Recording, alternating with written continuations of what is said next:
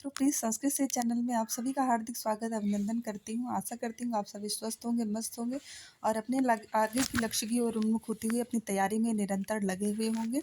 आज मैं आप लोगों के समक्ष प्रस्तुत सेट नहीं बल्कि कुछ एक वैकेंसी को लेकर उपस्थित हूँ। शायद ये वैकेंसी अब तक आप लोगों तक पहुँच गई होगी, लेकिन मैं इस वैकेंसी के बारे में जो है थोड़ा संक्षेप अपनी भाषा में बताने का प्रयास करूँगी। ये वैकेंसी में कौन कौन अभ्यर्थी भर सकते हैं, इसका जो शैक्षिक योग्यता क्या है और इसके अलावा इसकी लास्ट डेट, इस एग्ज़ाम डेट सभी पर संक्षेप में चर्चा करेंगे। तो चलिए हम लोग बहुत ज़्यादा समय नहीं बर्बाद करते हैं, सीधे आते हैं टॉपिक पर, देखते हैं क्या क्या चीज़ें हैं। तो सबसे पहले तो आप यदि मेरे चैनल पर नए हैं तो चैनल को लाइक, सब्सक्राइब एवं शेयर अवश्य करें। यदि आप संस्कृत के अभ्यर्थी हैं तो आप इस कार्य में कभी भी देरी नहीं करेंगे, ऐसा मेरा मानना है। चलिए हम लोग आते हैं। पोस्ट का नाम है टीचर है, जो कि बिहार बीपीएससी जो है ये बिहार में टीचर्स की वैकेंसी निकली है। अभी हाल ही फिलहाल में बिहार में बहुत सारे शिक्षकों की भर्ती हुई, बहुत सारे शिक्षक बनकर गए हैं, वहाँ पर वो अपना ज्वाइनिंग की है।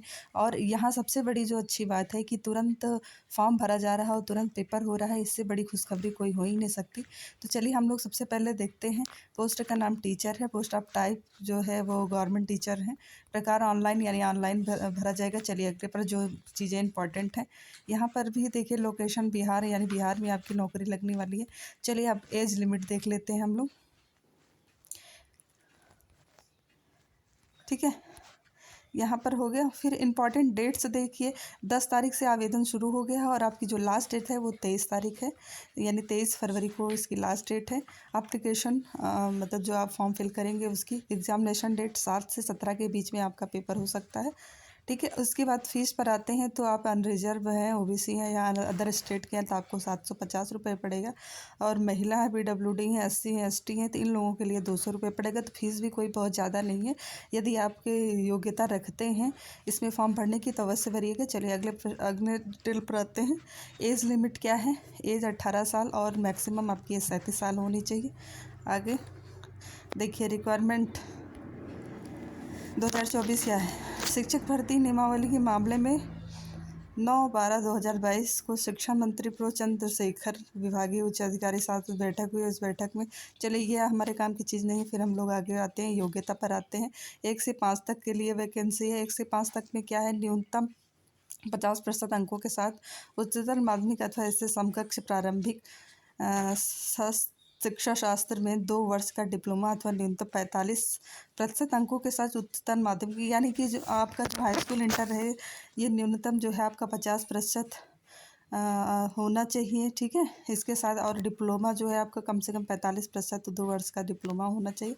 अथवा कह रहा है 50% अंकों के साथ उच्चतर माध्यमिक, इसके समकक्ष 4 वर्षीय स्नातक यानी बीएलएड अथवा 50% अंकों के साथ जो है आपका इंटर होना चाहिए। उसके अलावा आपको 2 वर्ष का डिप्लोमा अथवा 50% अंकों के साथ स्नातक या शिक्षा स्नातक और बीएड, ठीक है, अथवा 55% अंकों अथवा इसके समकक्ष ग्रेड के साथ स्नातकोत्तर एवं 3 वर्षीय एकीकृत बीएड या एमएड, ठीक है।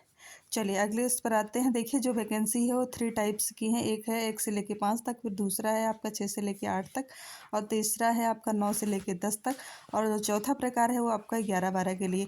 तो जो अभ्यर्थी जो है प्राइमरी के सीटेट उत्तीर्ण किए हैं वो 1 से 5 तक भर सकते हैं, ठीक है। जो अभ्यर्थी जूनियर का सीटेट हैं वो 6 से 8 तक में भर सकते हैं और जो इससे प्लस है 9 से 10 वाले में या 11-12 वाले में, तो उन लोगों के लिए देखिए अभी इसका कहा गया है कि इसकी सीटेट परीक्षा उत्तीर्ण की हो। अब की ऐसी परीक्षा जो है कोई कराई नहीं गई है आयोग के द्वारा, तो ज़्यादातर हमने देखा है कि प्राइमरी और जूनियर में ज़्यादा भीड़ होगी। तो यदि आप जूनियर की सीटेट या यूपी टेट सीटेट ही, अगर आप यूपी से हैं तो सीटेट ही वैलिड होगा। तो आप अगर जूनियर से उत्तीर्ण किए हैं तो आप 6 से 8 तक में भर सकते हैं और प्राइमरी में भी भर सकते हैं। इसके अलावा फिर हम लोग मेन बाकी ऐसा कुछ इसमें डिटेल बाकी कुछ ऐसा है नहीं। आपका जनरल नॉलेज पूछा जाएगा और आपका सब्जेक्ट होगा और कुल प्रश्न जो होंगे वो 150 अंकों के होंगे। 2 घंटे का प्रश्न हो, 2 घंटे का पेपर होगा। तो ये थी आपकी जो बेसिक जो मुख्य जानकारी थी जो आपको जानना ही चाहिए था। यदि आप यूपी से हैं तो यदि आप सीटेट हैं, उसके अलावा आपका जो भी योग्यताएं बताई गई हैं 50% अंकों के साथ आप बीएड इत्यादि बीए इत्यादि उत्तीर्ण किए हुए हैं तो आप 6 to 8 में भर सकते हैं। यदि आपने सीटेट की परीक्षा 1 से 5 तक उत्तीर्ण की है, आप बीएड है, आप बीटीसी किए हुए हैं, डीएलएड किए हुए हैं, 1 से 5 तक के सीटेट उत्तीर्ण हैं तो आप भी भर सकते हैं। ठीक है, तो ये हुई। और एक चीज़ और मुख्य बताया गया है कि जो हमारे जैसे उत्तर प्रदेश हुआ या अन्य स्टेट के जो भी अभ्यर्थी होंगे, उन अभ्यर्थियों को किसी प्रकार की कोई छूट नहीं मिलेगी। ये स्पष्ट रूप से उन्होंने कह दिया है कि उनका जो सिलेक्शन होगा जनरल कैटेगरी में होगा। ठीक है, तो यदि मतलब देखिए अभी हमारे जैसे हम उत्तर प्रदेश से हैं तो मैं अपने सिर्फ उत्तर प्रदेश की बात करूँ। यदि आप उत्तर प्रदेश के हैं और अभी उत्तर प्रदेश में कोई वैकेंसी नहीं है तो उसके तहत हम लोगों को बिल्कुल एक बार अपने आप को मौका देना चाहिए, क्योंकि हम तैयारी में हैं, निरंतर लगे हुए हैं, तो हमें ज़रूर एक बार पेपर देखना चाहिए। और देखिए प्रयास करने में क्या जाता है। और बिल्कुल अगर हमारे भाग्य में होगा तो 2024 में ज़रूर हमें ये नौकरी प्राप्त होगी। और फिर देखा जाएगा जब हमारे स्टेट में निकलेगी तो हम वहाँ भी भरेंगे और वहाँ भी उत्तीर्ण करने का प्रयास करेंगे। फ़िलहाल तो हमें जो है बिल्कुल फॉर्म भरना चाहिए अगर हमारे पास ये योग्यता है तो। ठीक है, अब ज़्यादा कुछ नहीं कहेंगे, नहीं तो वीडियो बहुत ज़्यादा लंबा हो जाएगा। सब मुख्य रूप से इसमें यही बातें हैं कि 24 तारीख लास्ट डेट है। उसके अलावा ये है कि अगर आप 6 to 8 में भरना चाहते हैं तो आपको जूनियर का सीटेट उत्तीर्ण होना चाहिए या बिहार टेट उत्तीर्ण होना चाहिए। ठीक है, बिहार स्टेट उत्तीर्ण होना चाहिए। और यदि आप 1 से 5 तक का सीटेट उत्तीर्ण है तो आप 1 से 5 तक वाले में ही फॉर्म भर सकते हैं। ठीक, और फीस तो पता ही चल गया, 750 रुपये अगर अदर स्टेट के हैं तो। और ओबीसी और इत्यादि जो है इनके लिए 200 रुपये है फ़ीस। तो फ़ीस भी बहुत ज़्यादा नहीं है, तो हमें भरना चाहिए, एक बार एग्ज़ाम देना चाहिए, अपने आप को एक मौका देकर आजमाना चाहिए।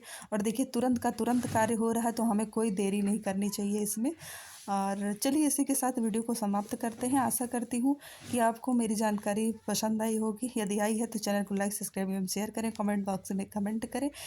और मैं ईश्वर से फिर से प्रार्थना करती हूँ कि ईश्वर आपको 2024 में अवश्य सफल करे। इसी शुभकामना के साथ मैं अपने वाणी को विराम देती हूँ। नमः संस्कृताय, नमो नमः।